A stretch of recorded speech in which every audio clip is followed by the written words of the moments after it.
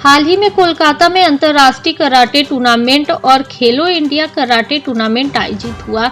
इन राष्ट्रीय और अंतर्राष्ट्रीय टूर्नामेंट में राज्य के 24 कराटे खिलाड़ी शामिल हुए, जिसमें 10 लड़कियां और 14 लड़के थे। इस टीम ने संबंधित टूर्नामेंट में शानदार सफलता हासिल की। उन्होंने गोल्ड, सिल्वर और ब्रॉन्ज मेडल जीते। साथ ही राज्य के वरिष्ठ कराटे खिलाड़ियों ने ब्लैक बेल्ट डिप्लोमा सर्टिफिकेट भी प्राप्त किया। रविवार को नरसिंह के टीआईटी मैदान में इन उत्कृष्ट खिलाड़ियों के लिए पुरस्कार वितरण समारोह का आयोजन किया गया।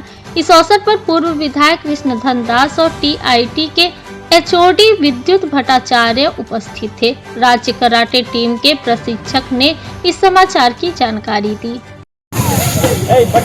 কিছুদিন আগে আমাদের কলকাতাতে ইন্টারন্যাশনাল ম্যাচ হয়েছিল। এখানে দুটি টুর্নামেন্ট হয়েছিল, একটি ইন্টারন্যাশনাল ম্যাচ, একটি খেলো ইন্ডিয়া খেলো চ্যাম্পিয়নশিপ। এতে আমাদের দেশের জন্য ত্রিপুরা থেকে টোটাল আমরা 24 জন পার্টিসিপেট করেছিলাম। এখানে 10 জন ছিল মেয়ে, 14 জন ছিল ছেলে। তাতে আমাদের এখানে অনেক মেডেল পাওয়া গিয়েছিল।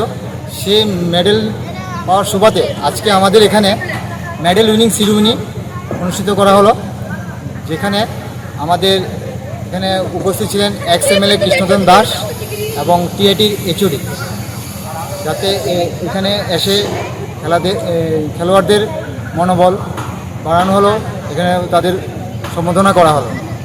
कार्यक्रम में पूर्व विधायक कृष्णधन दास और टीआईटी के एचओडी विद्युत भट्टाचार्य ने कराटे खिलाड़ियों की प्रशंसा की और उनके उज्जवल भविष्य की कामना की। Bureau report, fact finder.